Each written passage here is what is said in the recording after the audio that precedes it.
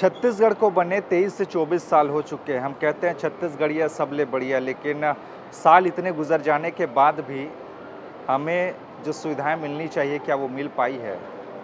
बिल्कुल नहीं, क्योंकि छत्तीसगढ़ के आदिवासी बहुल क्षेत्र नारायणपुर से एक जो तस्वीर सामने आई उसके बाद में पूरा राजनीतिक भूचाल पूरे छत्तीसगढ़ में मचा हुआ है। तस्वीर ऐसे आई कि वहाँ पे आदर्श एकलव्य आवासीय परिसर है, हॉस्टल है लड़कियों का, छोटे डोंगर नाम की जगह में। वहाँ पे एक वीडियो वायरल हुआ कि बच्चे वहाँ के टॉयलेट में रह रहे, उसी को ही अपना रूम बनाकर अपना भविष्य गढ़ रहे हैं। और उस तस्वीर के आने के बाद में पूरे छत्तीसगढ़ में हो हल्ला मच गया कि देखिए भैया, छत्तीसगढ़ के एक मंत्री आते हैं, वहीं से जनजातीय मंत्री केदार कश्यप नाम है, उन्हीं की ही क्षेत्र में ऐसी स्थिति है कि बच्चे वहाँ पर टॉयलेट में रह के पढ़ाई कर रहे हैं, वहीं पे सोना कर रहे हैं, वहीं पर पढ़ाई कर रहे हैं।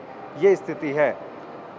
अब तस्वीरें सामने आने के बाद में लगातार सवाल पूछे जा रहे हैं कि आखिरकार ये स्थिति हुई तो हुई कैसे। दरअसल ये पूरा का पूरा एकलव्य हॉस्टल है, जहाँ पे खासकर बच्चियाँ रहती हैं। यहाँ पे आदिवासी बच्चियाँ जो सुदूर नक्सल प्रभावित क्षेत्रों से आती है।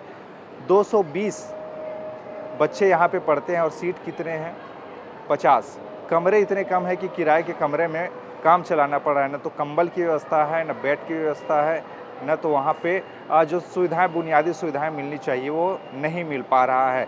अब इसे लेकर राजनीति गरमाई। मंत्री जी से जब पूछा गया कि भैया आपके क्षेत्र में ऐसे ऐसे खबरें आ रही हैं, क्या कहेंगे?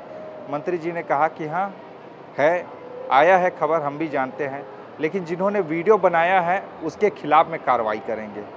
शौचालय का फोटोग्राफी का अनुमति किससे लेकर के किया गया? एक, क्योंकि उन क्षेत्रों पर जब तक बिना किसी के प्रशासन के अनुमति के उन क्षेत्रों में कोई नहीं जा सकता।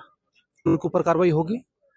जिन लोगों ने कहते हैं इस तरीके से प्रस्तुतिकरण किया है, चाहे कोई हो। भैया वाह, ये है मतलब आप अगर सच्चाई दिखा रहे हैं तो सच्चाई के आंख मूंदने के लिए आप उसको ही दबाने की कोशिश कर रहे हैं। आप अपनी गलती न देखकर जो दूसरे कमियां बता रहे हैं आपके क्षेत्र की, उन्हीं पर कार्रवाई की बात करते हैं। मंत्री जी, अगर ये वीडियो सामने नहीं आता तो शायद आपके यहाँ ये कार्रवाई भी नहीं होती। और जितना समय आप ये दे रहे हैं उसमें आपको सोचने की ज़रूरत है कि इतने समय तक आपके यहाँ इतने विधायक हुए, इतने सांसद हुए, बावजूद इसके अभी तक उस क्षेत्र में विकास कार्य क्यों नहीं हुए?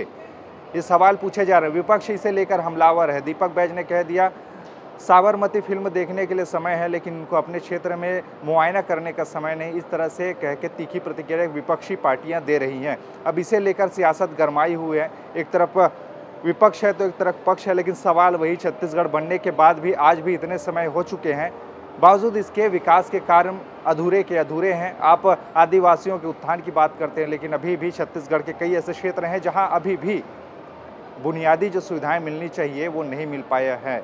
और शिक्षा की बढ़ावे की आप बात करते हैं, लेकिन शिक्षा अगर शौचालय में रहकर पढ़ाई करनी पड़े तो फिर ऐसी शिक्षा कहां तक जायज़ है?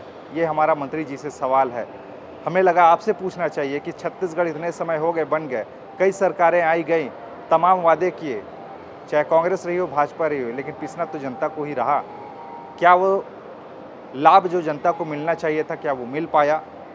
क्या छत्तीसगढ़ का भविष्य आप लोग अच्छे हाथों में देखते हैं? ये हमारा सवाल है। ज़रूर बताइएगा कमेंट में, क्योंकि बहुत ज़रूरी है ऐसे मुद्दे को उठाना और ऐसे मुद्दों के बारे में आपकी प्रतिक्रिया आना।